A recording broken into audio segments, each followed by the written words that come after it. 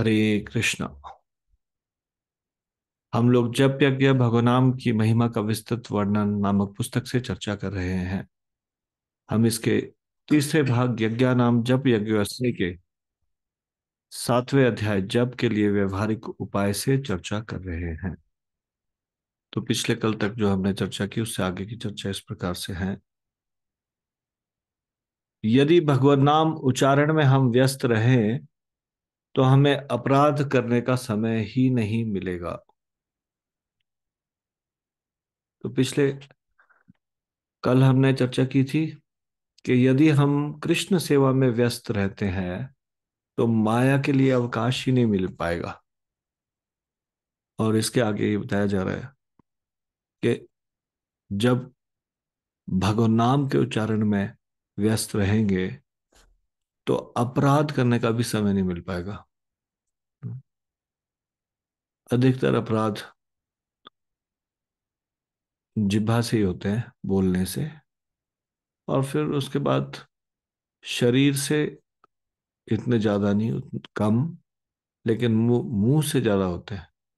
वैष्णव अपराध, किसी के बारे में चर्चा करना, किसी की निंदा स्तुति करना, किसी के बारे में खराब बोलना। यदि हम भगवान कृष्ण की सेवा और भगवान नाम का उच्चारण इसमें अपने आप को व्यस्त कर लें तो फिर ना तो माया के लिए अवकाश मिलेगा और ना अपराध करने के लिए अवकाश मिलेगा। तो जैसा कि आप जानते हैं, आज से कार्तिक महीना शुरू हो रहा है। तो क्यों ना हम एक महीने के लिए कोई भी भक्ति के प्रतिकूल कार्य है उसको छोड़ दें। ऐसे कोई शब्द ना बोले जो हमारी भक्ति में सहायक ना हो। ऐसे कोई शब्द ना सुने जो हमारी भक्ति में सहायक ना हो। ऐसे कोई दृश्य ना देखें जो हमारी भक्ति में सहायक ना हो। ऐसे किसी संग में न जाए, ऐसे किसी व्यक्ति का संग ना करें जो हमारी भक्ति में सहायक ना हो। एक महीने के लिए, जैसे कछुआ अपने अंगों को सिकोड़ लेता है और सुरक्षित हो जाता है, वैसे हमारी इंद्रियों को हमें एकदम कृष्ण की सेवा में लगा लेना चाहिए।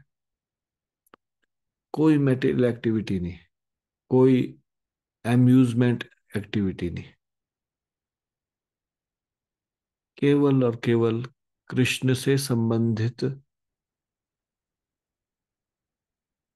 शब्दों को सुनना, कृष्ण से संबंधित शब्दों को बोलना, कृष्ण से संबंधित ही चित्रों या चलचित्रों को देखना। इस प्रकार से ये एक महीना इस प्रकार से बिता दीजिए। कार्तिक में मथुरा वास का बहुत महात्म्य है। वृंदावन का के लिए पूरा महीना समय निकालना तो मुश्किल है। कुछ समय के लिए अभी सब लोग जा रहे हैं कार्तिक यात्रा में, लेकिन घर में भी वृंदावन वास हो सकता है यदि वृंदावन वासियों के जैसा कार्य करे घर में। वृंदावन वासियों का कार्य क्या था?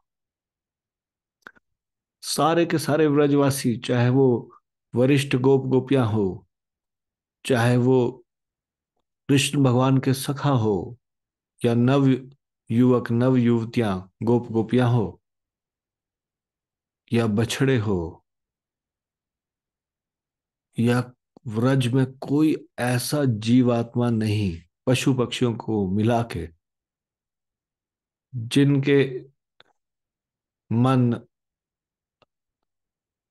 कृष्ण के विचारों से भरे हुए नहीं है। सब कृष्ण को देखना चाहते हैं, कृष्ण को छूना चाहते हैं, कृष्ण से बात करना चाहते हैं। यहां तक कि लताएं पताएं वृक्ष वो भी इंतजार करते हैं कब भगवान कृष्ण आएंगे और उनको स्पर्श करेंगे। तो सबके पास एक ही कार्य है, सुबह सोकर उठे और कृष्ण के बारे में चर्चा करना शुरू किया। भगवान जब वृंदावन में लीला कर रहे थे तो वहां का न्यूज एक ही थी डेली कि कृष्ण ने नया क्या कार्य किया। This was the news. चर्चा का विषय एक ही था कि कृष्ण के विषय में, कृष्ण ने की गतिविधि, एक्टिविटीज, लीलाओं के बारे का चर्चा करना। क्यों ना हम इस एक महीने को ऐसा बिताएं जिसमें हम कृष्ण का ही स्मरण करें, कृष्ण की लीलाओं को पढ़ें, कृष्ण के बारे में ही चिंतन करें, उन लीलाओं को पढ़ के या उन कथाओं को सुन के, भगवान की कथाओं को सुन के। तो ये एक महीना कार्तिक का इस प्रकार से बीतना चाहिए जिसमें कृष्ण का ही प्रमुखता से चिंतन, मनन, स्मरण, वार्ता कृष्ण के विषय में ही हो। और इस प्रकार से आप अपने स्थानों में रहते हुए भी व्रजवास कर पाएंगे। अपने स्थान में रहते हुए भी वृंदावन में आके संसार के विषय में चिंतन करेंगे तो वृंदावन में रहते हुए भी वृंदावन में नहीं है। और अपने स्थानों में रहते हुए भी यदि वृंदावन के बारे में चिंतन करेंगे तो आप अपने स्थानों में नहीं, वृंदावन में है। ये कार्तिक का महीना इस प्रकार से व्यतीत करना है। आप समझ लीजिए ये एकदम से अभी लॉटरी लग गई है, सेल पीरियड चल रहा है एक महीना। ये 17 अक्टूबर से 15 नवंबर तक जितना आप भगवान की कृपा को लूट सकते हैं उतना लूट लेना चाहिए। उसके लिए आपको थोड़ी तपस्या करनी पड़ेगी। और तपस्या क्या है, क्या मूल्य है? ये जल्दी उठना, ये एक मूल्य है। हाँ, कार्तिक के 5 मुख्य अंग, उनमें हरि जागरणम। हाँ, सुबह जल्दी उठना और उसके बाद ब्रह्म मुहूर्त में स्नान करना। हाँ, केवल जल्दी उठ के और केवल स्नान मात्र करने से भी आप बहुत कृष्ण की कृपा प्राप्त कर सकते हैं। तो इसलिए एक भी दिन मिस नहीं होना चाहिए। आपको अगर समय मिले, आप बाद में विश्राम कर सकते हैं दिन में। अगर आपका ऑफिस है दिन में तो ऑफिस जाने से पहले आधा घंटे का नैप ले सकते हैं। श्रवण से पहले, श्रवण के समय में आप एकदम जगे हुए होने चाहिए। कार्तिक में श्रवण की इतनी महिमा है कि जो प्रतिदिन श्रवण करता है कार्तिक में, वो उसके करोड़ों करोड़ों जन्मों के पाप नष्ट हो जाते हैं। तो कार्तिक में श्रवण पे भी बहुत ध्यान देना है। श्रवण को हाथ से नहीं जाने देना है। जप ज्यादा से ज्यादा करना है। जितना भी आपने संकल्प किया हो, अगर वो पूरा भी हो जाता है और आपके पास समय है तो फिर आप एक्स्ट्रा मार राउंड्स भी कर सकते हैं। आपके बीड बैग आपके पास इस तरह से रहना चाहिए जैसे मोबाइल आपके पास रहता है। मोबाइल थोड़ा सा दूर हो जाए, विचलित हो जाते हैं ना, कहाँ गया मोबाइल, कहाँ गया? Fear of missing out some information. Oh, किसी का मैसेज मिस तो नहीं होगा, किसी की कॉल मिस तो नहीं होगी। कृष्ण से संपर्क मिस होने का डर होना। और हर हमेशा बीड बैग साथ में होना।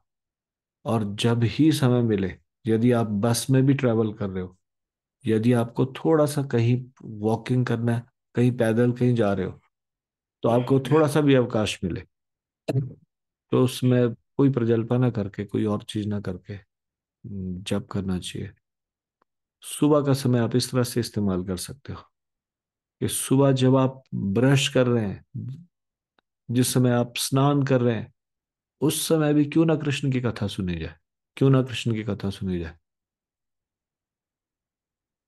उस समय को भी नष्ट नहीं करना। और सुबह के समय को इतना कीमती समझना, ये भगवान की भक्ति के लिए बहुत कीमती समय है। इसलिए एक महीना थोड़ा सा कष्ट करना, थोड़ा तपस्या करनी, एक महीने ऐसे ही लास्ट तक ऐसे ही जोश बनाए रखना। ये जोश बढ़ते रहना चाहिए, और अंत में भीष्म पंचक में और पूरा एनर्जी लगा देना चाहिए। 5 दिन भीष्म पंचक, लास्ट के 5 days are very very crucial. लेकिन